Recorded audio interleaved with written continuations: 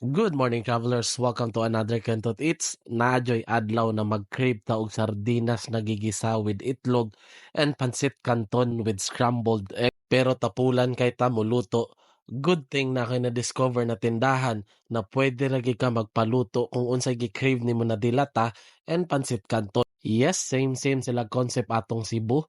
Dinhira na sa paluto sa may Abellanosa Capistrano duol sa Agpa, kilid lang gid ni siya sa Bay Bakery. Open na sila from 6 a.m. to 10 p.m. So simple lagi kaayo, mosulod ka sa ilang store, mamili ka kung unsay imong gi-crave na dilata and canton kay naa sila available dinhi dagan pug ka mapilian klase-klase. If ever ga crave ka og beef loaf with egg or any noodles pod naapod sila dinhi klase-klase. So mao to kay nag-crave lagi kog sardinas na gigisa with itlog.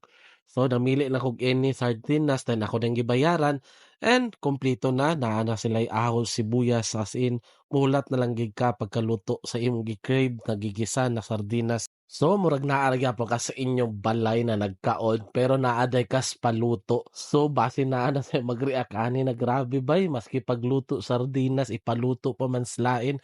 So kani siya na video is para ra gid ni sa katong ga-crave na tapulan muluto sama nako. So dinhi na mo sa paluto guys. So mauto siya, craving satisfied. Hurot hangtod sa sunod, kita kits travelers.